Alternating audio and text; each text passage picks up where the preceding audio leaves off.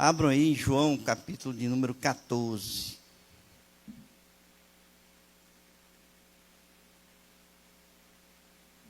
Eu preguei esse texto, irmãos, mais ou menos um ano atrás. Na verdade, acho que outubro agora vai fazer um ano.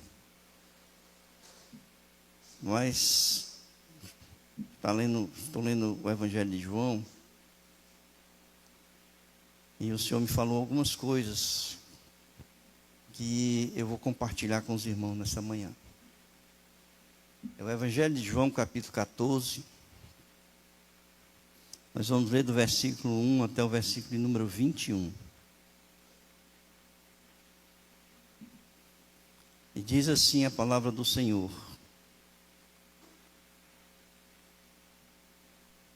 que o coração de vocês não fique angustiado. Vocês creem em Deus, creiam também em mim. Na casa do meu Pai há muitas moradas. Se não fosse assim, eu já lhes teria dito, pois vou preparar um lugar para vocês.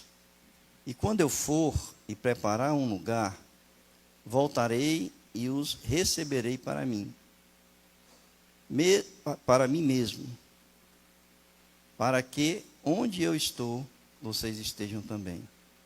E vocês conhecem o caminho para onde eu vou.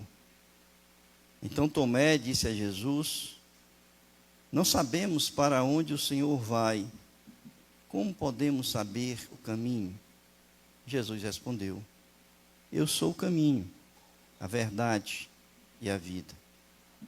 Ninguém vem ao Pai senão por mim. Se vocês me conheceram, conhecerão também o meu Pai. E desde agora vocês o conhecem e têm visto. Filipe disse a Jesus: Senhor, mostre-nos o Pai, e isso nos basta. Jesus respondeu: há tanto tempo eu estou com vocês, Filipe, e você ainda não me conhece? Quem vê a mim, vê o Pai. Como é que você diz: mostre-nos o Pai? Você não crê que eu estou no Pai e que o Pai está em mim? As palavras que eu digo a vocês, não as digo por mim mesmo, mas o Pai que permanece em mim faz as suas obras. Creiam que eu estou no Pai e que o Pai está em mim. Creiam ao menos por causa das mesmas obras. Em verdade, lhes digo, que aquele que crê em mim fará também as obras que eu faço, e outras maiores fará, porque eu vou para junto do Pai. E tudo o que vocês pedirem em meu nome, isso farei, a fim de que o Pai seja glorificado no Filho. Se me pedirem alguma coisa em meu nome, eu farei. Se vocês me amam, guardarão os meus mandamentos. E eu pedirei ao Pai, e Ele lhes dará outro Consolador, a fim de que esteja com vocês para sempre. É o Espírito da verdade, que o mundo não pode receber, porque não vê nem o conhece. Vocês o conhecem, porque Ele habita com vocês e estará em vocês. Não deixarei que fiquem órfãos, voltarei para junto de vocês. Mais um pouco, e o mundo não me verá mais. Vocês, no entanto, me verão, porque eu vivo e vocês também viverão. Naquele dia vocês saberão que eu estou em meu Pai, que vocês estão em mim e que eu estou em vocês. Aquele que tem os meus mandamentos e os guarda, esse é o que me ama, e aquele que me ama será amado por meu Pai. E eu também o amarei e me manifestarei a ele. Amém, queridos? Aqui no Evangelho de João, nós estamos na última semana do ministério terreno de Jesus. E ele aqui, ele está falando com os seus discípulos. Na verdade, ele havia comunicado aos seus discípulos que estava deixando os discípulos. Se vocês olharem aí, no capítulo 13, versículo 33,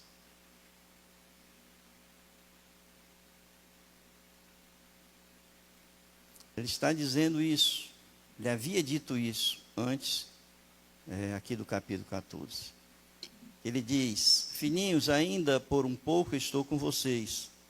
Vocês vão me procurar, mas o que eu disse aos judeus, também agora digo a vocês: para onde eu vou, vocês não podem. Então, ele comunica ali aos seus discípulos, e os seus discípulos, eles começam a se sentir angustiados com aquela informação de Jesus para eles. Eles começam a se sentir como que em pouco tempo eles estariam órfãos. Estavam perdendo, vamos dizer assim, aquela pessoa que para eles era um pai, era aquele que cuidava, é aquele que conduzia, dirigia, é aquele que era tudo para eles naquele momento. Então eles estavam se sentindo ali como órfãos, porque vejam o que Jesus diz aí no capítulo 14, versículo 18, ele diz assim: não os deixarei órfãos. Então era um sentimento que estava passando ali no coração daqueles discípulos, depois de 3 anos juntos com Jesus. E esse sentimento de se sentir órfão é um sentimento muito triste para a alma de cada um que se sente assim. É uma profunda tristeza, solidão, uma confusão na vida, porque está perdendo aquele que é o condutor. Né? E isso não acontece somente quando a gente perde alguém amado, morre alguém e a gente fica órfão. Mas quando a gente se separa por circunstâncias de um outro, ou de uma outra pessoa. A pessoa sai de um estado para outro, deixa alguém naquele estado de onde saiu, a pessoa fica só, e aquele que foi se sente só também. É um sentimento, né, de solidão, sozinho. Né? Pessoas que se separam, né, sentem esse sentimento também. Então era aquilo que estava passando no coração daqueles discípulos, e eles agora deveriam encontrar um novo sentido para a vida, porque o sentido estava na pessoa de Cristo, que estava deixando eles ali, ou estava comunicando que havia deixado eles ali.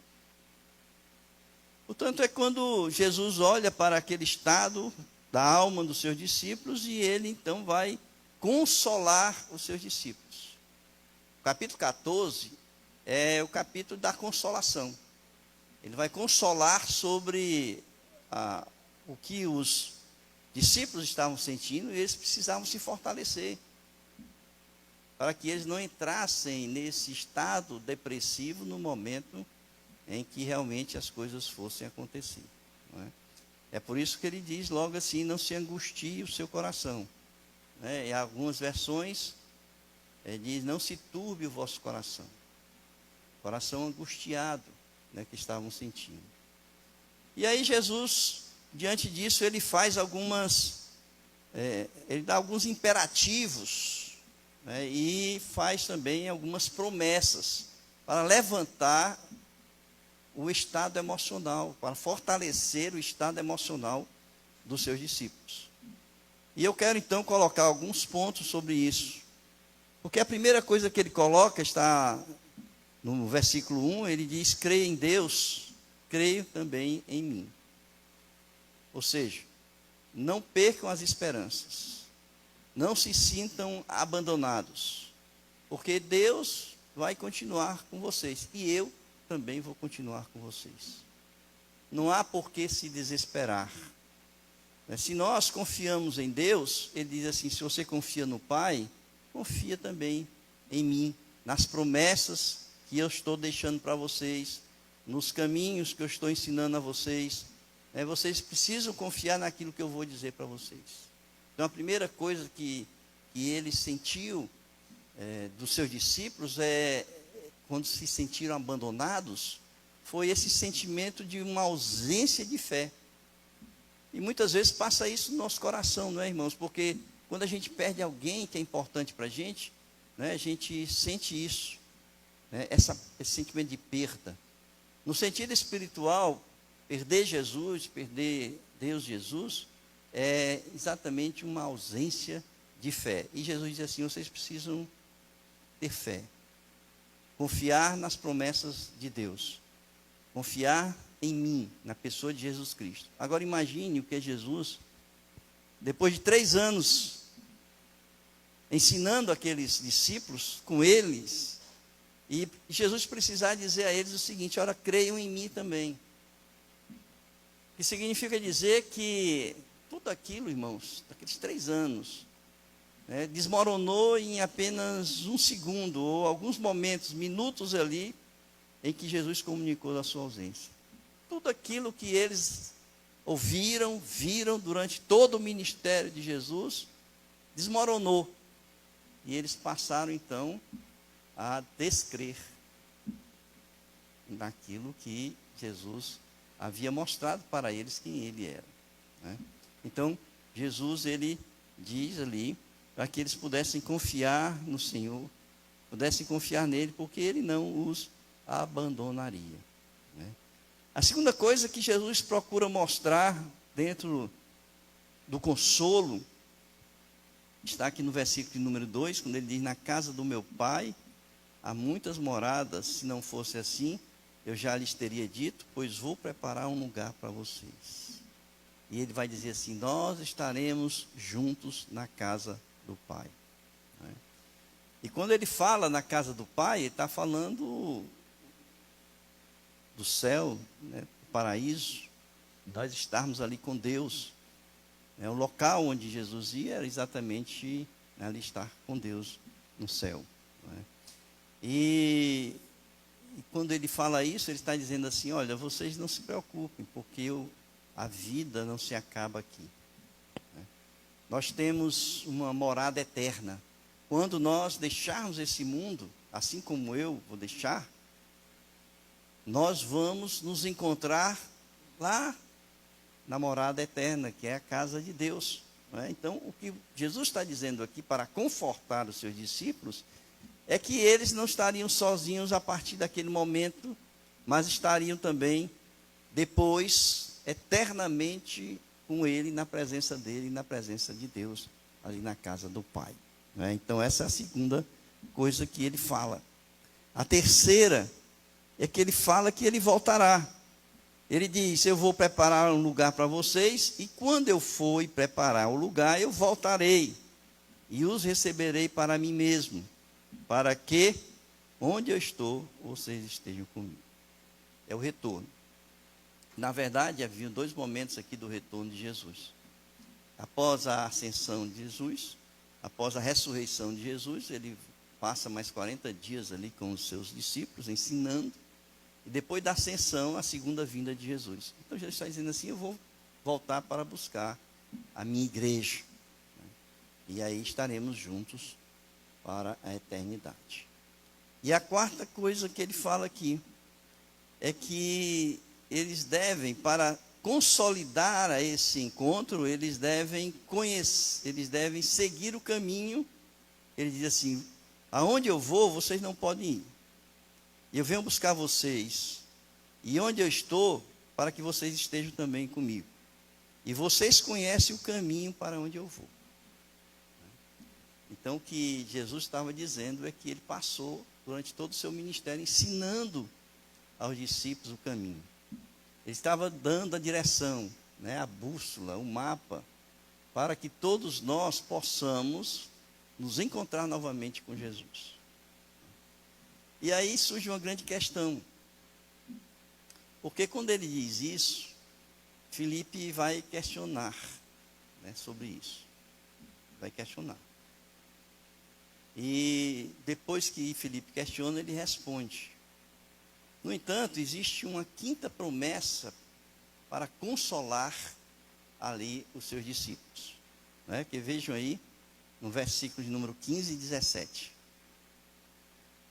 Antes de eu falar a resposta a Filipe, eu vou falar dessa quinta promessa para não cortar esse aspecto das promessas, né, do raciocínio que nós estamos tendo em relação às promessas. Versículos 15 a 17 diz: se vocês me amam, guardarão os meus mandamentos. E eu pedirei ao Pai, e Ele lhes dará outro Consolador, a fim de que esteja com vocês para sempre. É o Espírito da verdade, que o mundo não pode receber, porque não vê nem o conhece.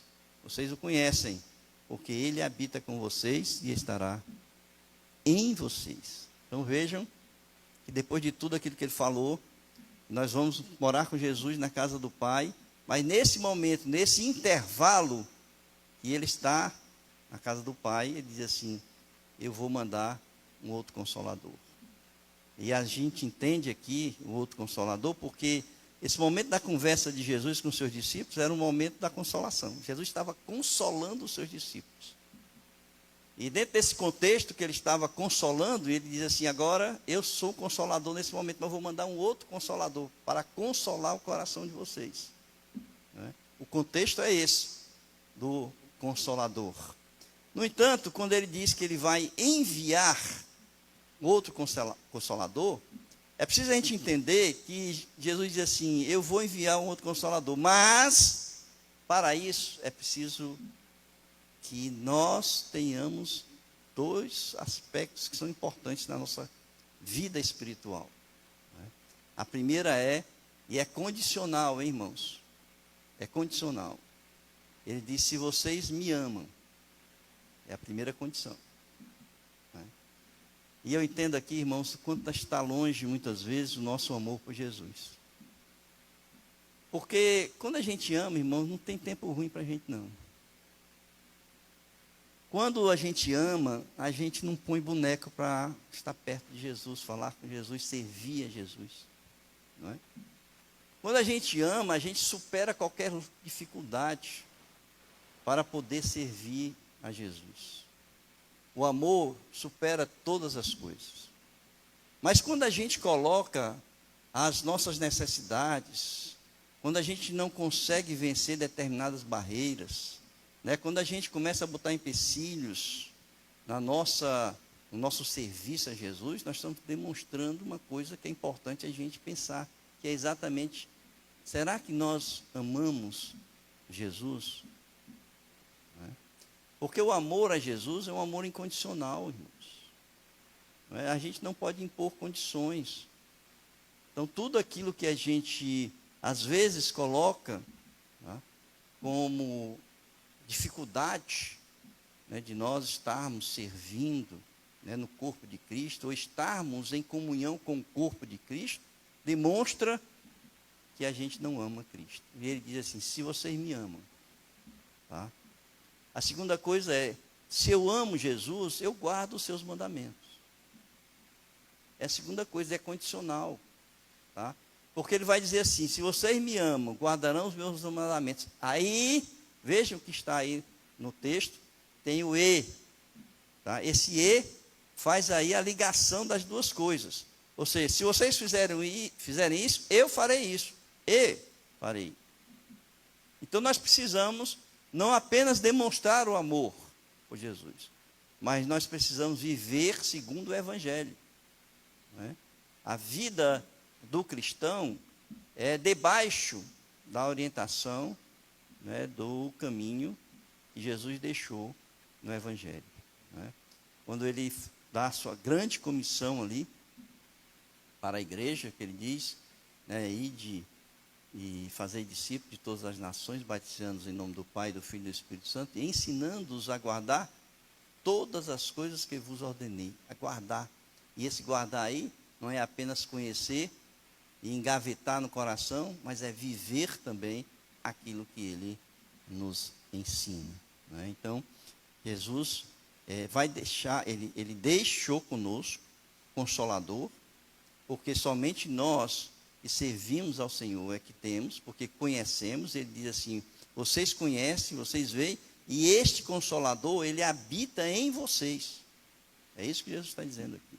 O mundo não pode ter, o mundo não conhece, porque só pode conhecer por meio de Jesus Cristo. Quando nós aceitamos Jesus como nosso Salvador, e aí nós recebemos o Espírito Santo da promessa. Então, o quinto o quinto ato aqui de Jesus para consolar os seus discípulos é exatamente que ele não ia nos deixar só, mas também iria mandar o Consolador. Né? E aí então é que acontece o questionamento de Filipe, porque Filipe colocou uma coisa que preocupa a gente. Filipe diz assim: mas para onde é que você vai? Interessante isso, né? Para onde é que você vai? Porque é o seguinte: como é que eu vou saber para onde eu vou se eu não sei para onde você vai? Como é que eu vou saber o caminho se eu não sei qual é o destino? Como é que eu vou traçar o caminho se eu não sei onde eu quero chegar? Não é? Então vejam, para onde é que você vai? Ou seja, irmãos, eu vejo assim uma pessoa que passou tanto tempo com Jesus. E eu vejo a paciência de Jesus com seus discípulos. Porque ele diz aqui para Filipe, olha, veja aí o que está no versículo 9. Há tanto tempo estou com vocês, Filipe, e você ainda não me conhece. Há tanto tempo eu estou com vocês e vocês ainda não me conhecem. Eu fico pensando, irmãos, que tem gente que está há tanto tempo com Jesus e não conhece Jesus. Na igreja, a gente fala que ama Jesus, a gente fala de Jesus para os outros, a gente conversa sobre Jesus com os outros, mas a gente não conhece Jesus. Uma pergunta como essa, dizer assim: como é que Filipe, depois de 3 anos com Cristo, diz assim: para onde é que você vai? Porque não entender todo o ensinamento, né, que Jesus fez durante todo o seu ministério. É uma falta de discernimento, irmãos, da palavra. Agora, se eu estou aqui na igreja, ando com Jesus, né, durante tanto tempo, né, tem gente que se converteu há pouco tempo, tem gente que tem 20 anos, 30 anos de andado com Jesus, mas não conhece Jesus. Significa dizer que não entendeu o Evangelho. Não entendeu, não teve o discernimento necessário para entender o Evangelho.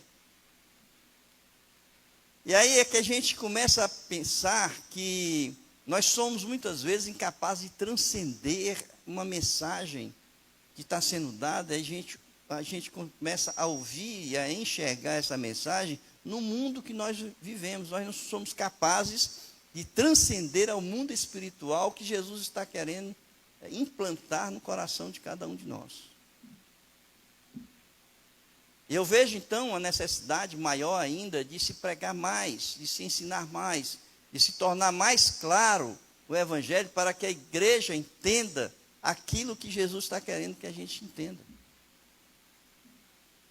Porque a gente só pode conhecer o Evangelho, só pode conhecer Jesus se nós conhecermos o Evangelho. Se nós não conhecermos, nós jamais poderemos conhecer Jesus.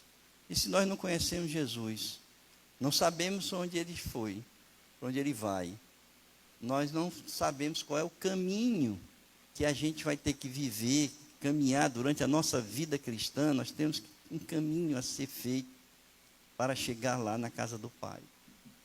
Não é? Está faltando isso. Falta de entendimento do Evangelho. Se você não entende, como é que você pode viver o Evangelho? Como você pode viver?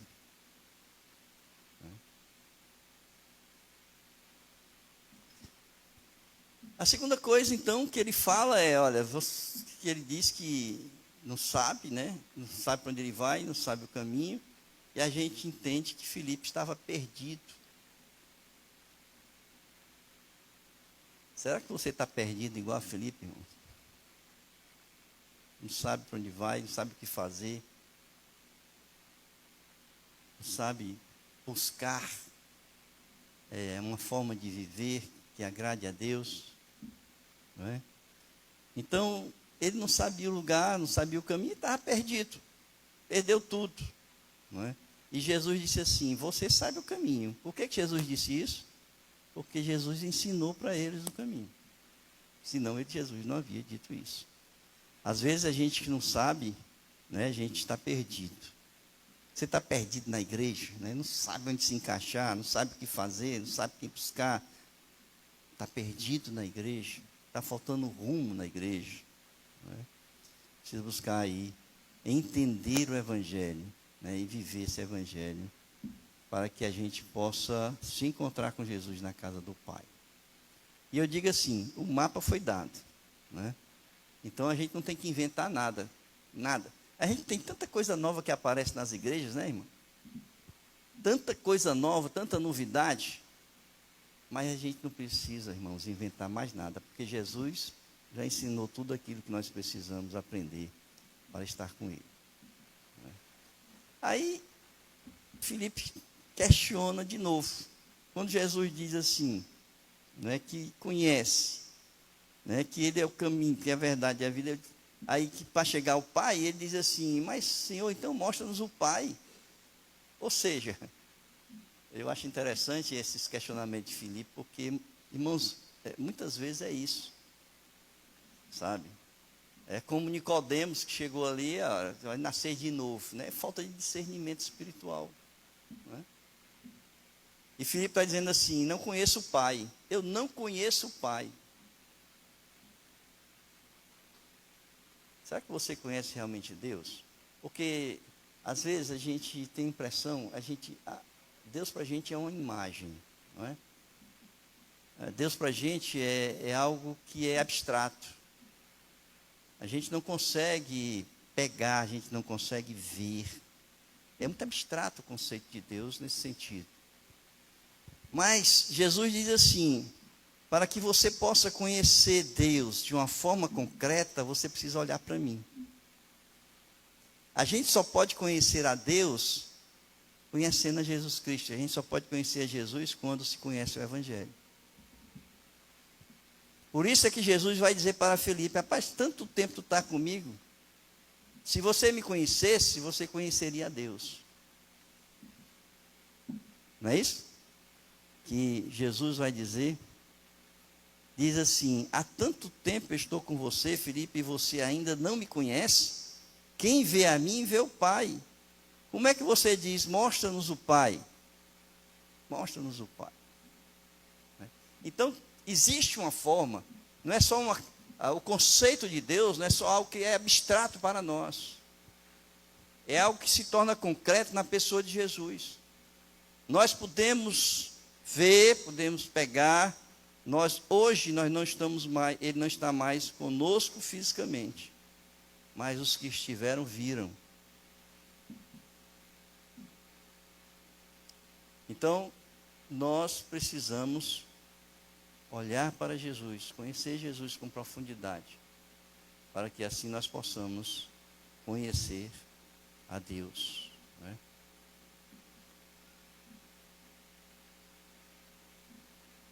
E aí Jesus deixa o seguinte ensino para os seus discípulos. Primeiro, eu sou o caminho, a verdade e a vida. Ou seja, só existe uma forma de chegar à casa do Pai. É você olhar para os ensinos de Jesus. É olhar para a vida de Jesus, né? É aquela história. Nos meus passos, o que faria Jesus, não é? Então é olhar nesse sentido, né, de conhecer a Cristo, tá? Não há como chegar à casa do Pai se não for por meio dos ensinos de Jesus e da própria vida de Jesus, que foi exemplo para nós. Tá? Ele é a verdade porque no seu discurso, ele viveu o seu discurso. Ele é a verdade porque todo o evangelho que ele pregou, ele viveu. E ele é o próprio evangelho. Não é? Então ele é a verdade. É por isso que no final do Sermão do Monte, as pessoas que o ouviram disseram assim: porque ele as ensinava, as escrituras, como quem tem autoridade e não como os escribas. Porque o que ele ensinou, ele viveu, por isso ele é a verdade. E é vida, porque onde ele está, concede vida, né, e vida em abundância. Não é isso? Então ele disse para Filipe: eu sou o caminho, Filipe. Tu não conhece, mas eu sou o caminho. Eu sou a verdade. Eu sou a vida. A segunda coisa que ele fala é exatamente o que eu já vinha conversando aqui. Para que se conhecer a Deus, você precisa conhecer Jesus. E isso define a vida eterna. O apóstolo João vai dizer ali no capítulo 17, versículo 3, que a vida eterna é esta: e conheçam a ti, o único Deus verdadeiro, e a Jesus Cristo, a quem enviaste. Portanto, conhecer a Deus, nós precisamos conhecer Jesus, e isso define a vida eterna. Se eu não conheço Jesus, eu não conheço Deus. Nós precisamos, portanto, começar através da vida de Jesus para entender a pessoa de Deus. Não é? Em terceiro, o que eu já falei é que para seguir no caminho da salvação, é preciso amar Jesus. Ninguém abre mão da sua vida por outro se você não amar o outro. Você abre mão dos seus prazeres pelo seu filho, porque você ama o seu filho. Você deixa de fazer coisas para você mesmo, para fazer pelos seus filhos, porque você ama os seus filhos. Não é? Se você ama Jesus, você vai deixar de ter prazer de fazer as coisas para você, e você vai ter prazer em fazer as coisas para Jesus. Então, para seguir no caminho da salvação, é necessário amar Jesus. Capítulo 14, versículo 21 diz: aquele que tem os meus mandamentos e os guarda, esse é o que me ama, e aquele que me ama será amado por meu Pai, e eu também o amarei e me manifestarei a ele. Nós precisamos amar Jesus. Quarto ensino de Jesus: Jesus coloca esperança no coração dos seus discípulos. Não é o fim, é o começo. Quando nós morremos para nós mesmos e passamos a viver em Cristo Jesus, nós somos alimentados pela esperança de uma vida eterna, de um reencontro com Jesus, de uma eternidade com Deus na presença de Cristo. O versículo 19 diz: mais um pouco e o mundo não me verá, mas não me verá mais. Vocês, no entanto, me verão, porque eu vivo e vocês também viverão. E vocês também viverão. Quinto, ensino de Jesus. Que existe uma unidade com Jesus e o Pai. Existe uma unidade com Jesus e o Pai que permite que seus discípulos possam realizar as mesmas obras. Nós temos, assim como Ele e o Pai são um, nós somos um com Cristo e Ele é um conosco. Portanto, há uma unidade. E Ele diz assim: as obras que eu faço, o Pai faz por mim. E assim, se nós somos a unidade com Cristo e o Pai, Ele fará as mesmas obras através de nós. Veja aí versículos 12 e 14, onde ele diz: em verdade lhes digo, que aquele que crê em mim, fará também as obras que eu faço, e outras maiores fará, porque eu vou para junto do Pai. E tudo o que vocês pedirem em meu nome, isso farei, a fim de que o Pai seja glorificado no Filho. Se me pedirem alguma coisa em meu nome, eu farei. E aqui existe uma interpretação errônea desse texto, porque as pessoas dizem: mas eu peço no nome de Jesus, tudo aquilo que eu pedir, Ele vai me dar. Ele vai dar, irmão, se houver essa unidade. O contexto do texto é esse. Se eu estou em unidade com Cristo e com o Pai, tudo aquilo que eu pedir, Ele fará. E só há unidade quando eu estou debaixo do Evangelho de Jesus Cristo. Guardando aí os seus ensinamentos. Sexto e último. Exatamente o que eu falei aqui por último: os que vivem essa unidade com Cristo e o Pai terão todos os seus pedidos atendidos, pois neles Deus é glorificado no Filho.